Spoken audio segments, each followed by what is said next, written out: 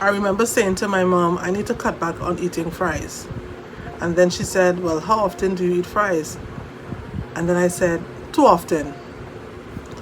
Honestly, that statement would come to reverberate in my head for months after being diagnosed. Alright guys, so I'm back with another video in this breast cancer series where I'm talking to you a bit about my journey so far with inflammatory breast cancer and some of the changes I made to my lifestyle in order to fight this disease, to give myself the best chance of healing completely. So in this video I'm going to talk about nutrition and food. Some people have been asking me, well, what did you do? How did you change your diet? And the truth is that you can't go through this journey without changing something in your diet. If you didn't have it before, you definitely are going to have to make that change now. So I'm going to tell you how I re-educated myself around food, because there's a certain amount of re-education that needs to happen. And I'm going to tell you about all the foods that I eliminated from my diet and why I did that. And I'm going to tell you about all the foods that I added to my diet and why I did that as well. So let's get into it. So despite the tongue tickling nature and the Moorish nature of the modern Western diet, it's actually one of the worst diets for your body for long-term health. And you know what, in Trinidad and Tobago, we subscribe to the modern Western diet a lot, where everything is deep fried, or it's very sugary and sweet, or really things have been processed to prioritize flavor over nutrition.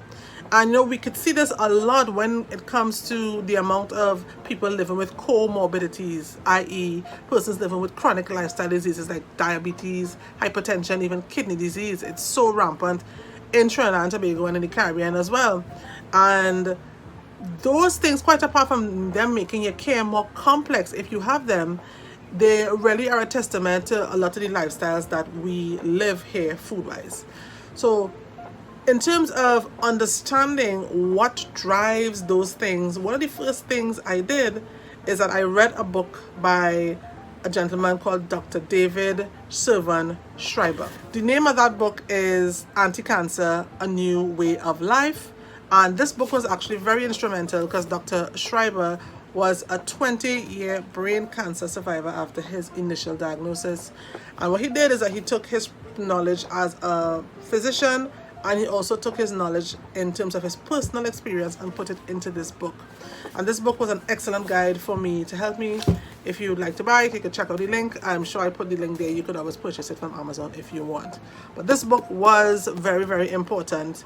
It was better than any Google. It was better than looking up anything on WebMD. And I'm going to share with you how this book helped me and what are the practical lessons it taught me in terms of food, and how you could actually apply some of these lessons to your own case or share it with somebody who may need it. Now, I'm sure we've all heard about the idea of chronic inflammation in the body. It's not good. And the reality is that inflammation in and of itself is not bad, but chronic inflammation creates an environment in your body where cancer can thrive. In fact, it could create an environment where many diseases can thrive, things like arthritis, things like lupus. So we always want to get that under control, right? So one of the first foods that I would have eliminated from my diet would be processed meats.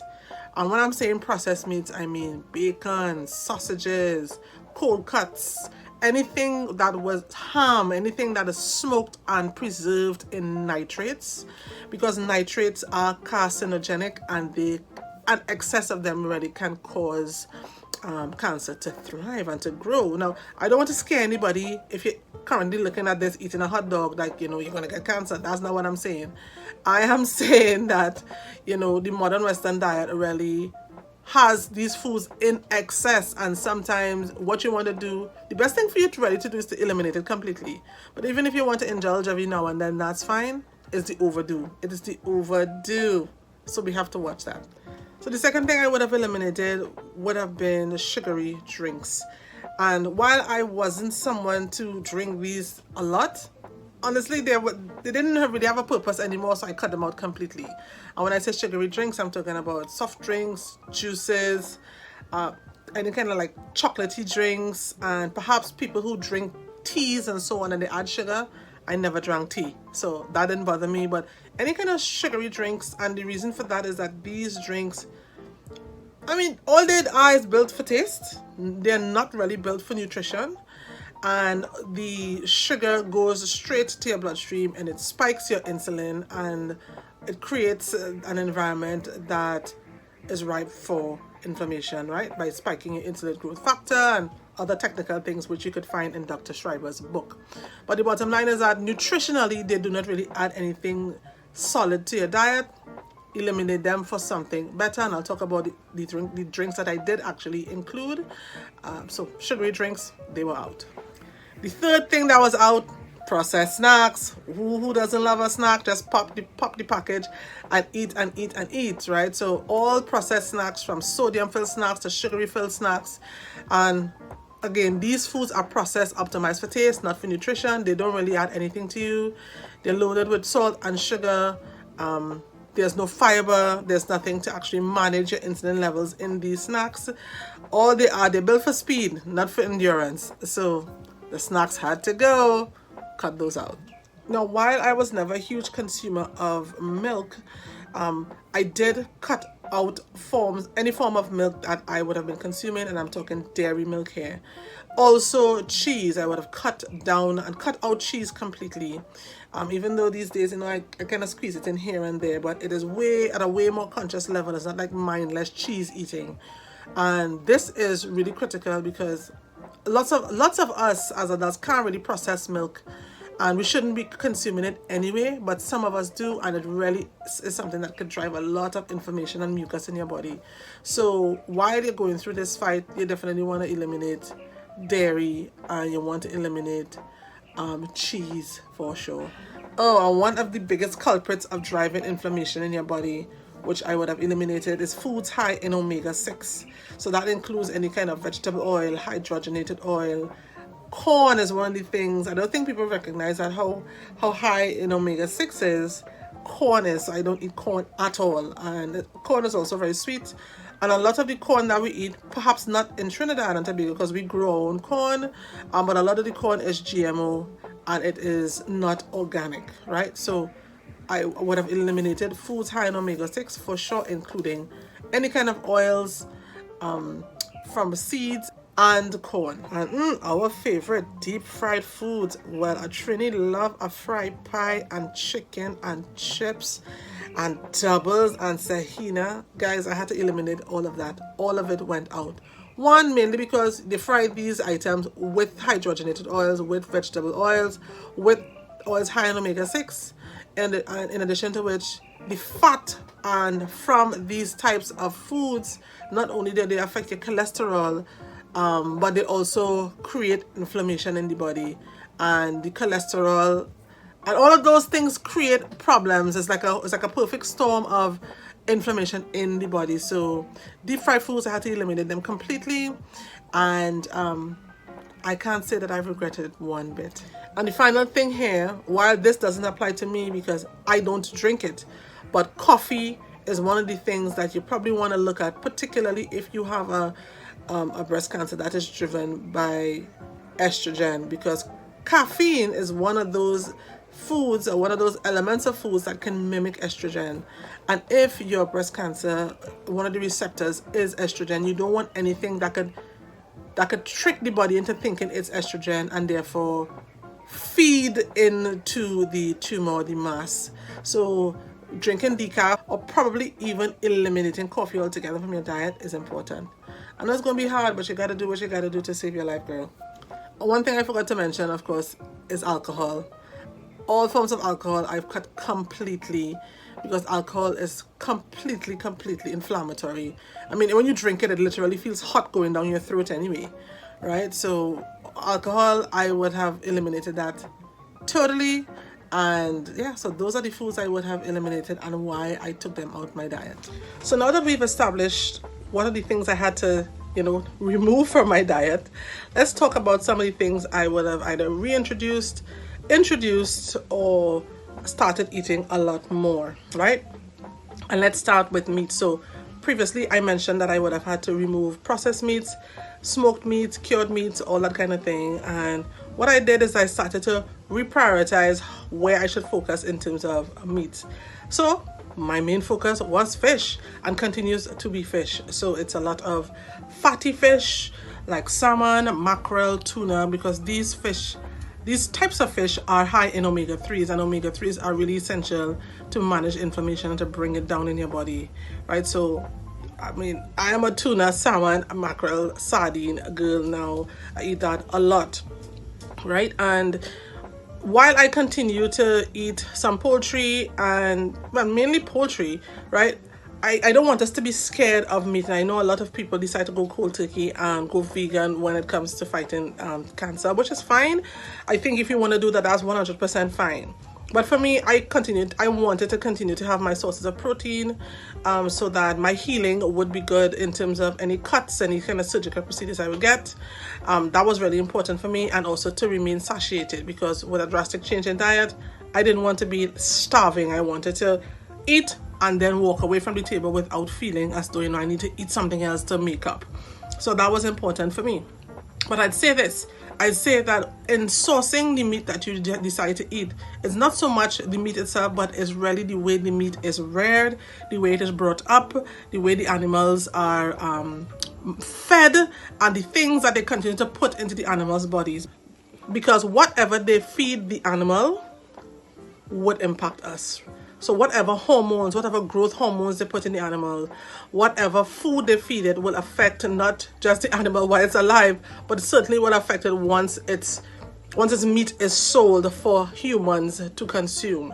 And what you really want to get is, you want to get grass-fed animals, grass-fed beef. You want to get pasture-fed chickens. When people talk about organic really means the way the animals are reared, right? So it's essential that cows especially, or any other type of red meat, whether it's lamb or whether it's goat or whatever you decide to eat, even though red meat in and of itself should be limited because it's kind of inflammatory, right? If you do decide to eat that, you definitely want to get the grass-fed options. Same with chickens. You want to get something that is organic.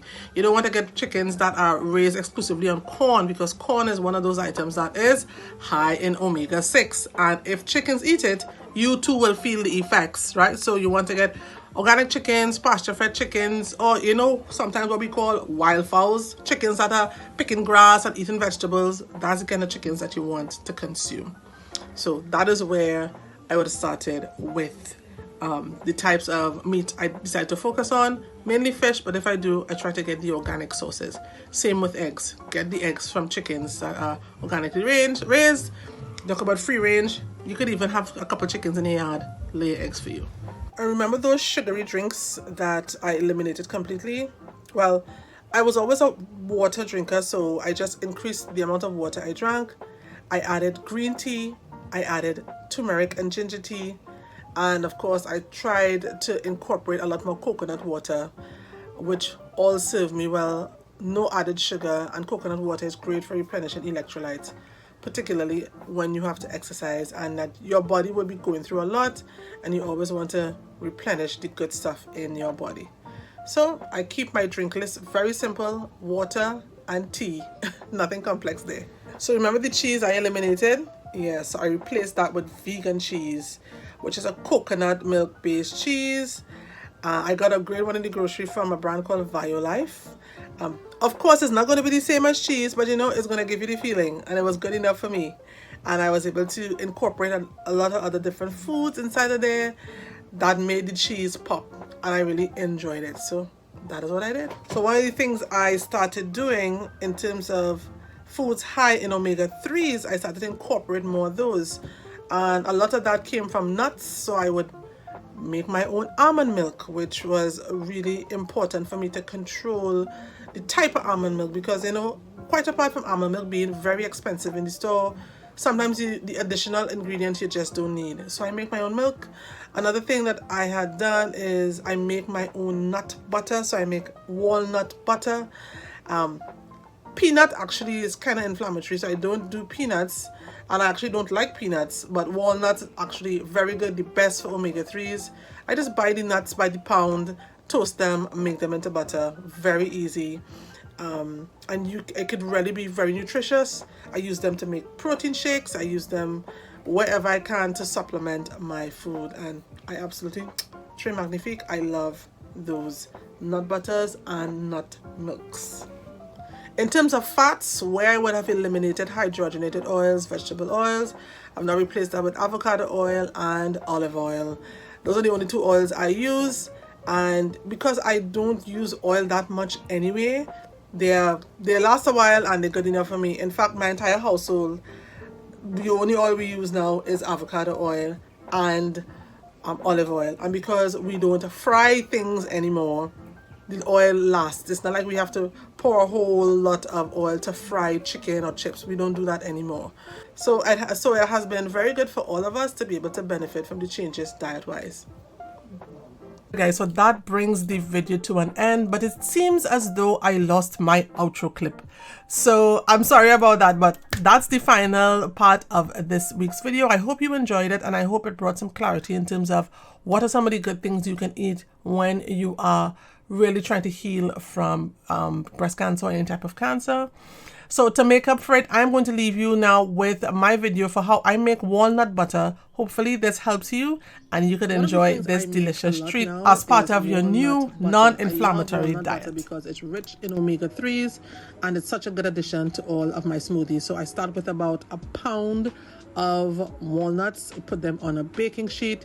You spread them out so that they're not on top of each other.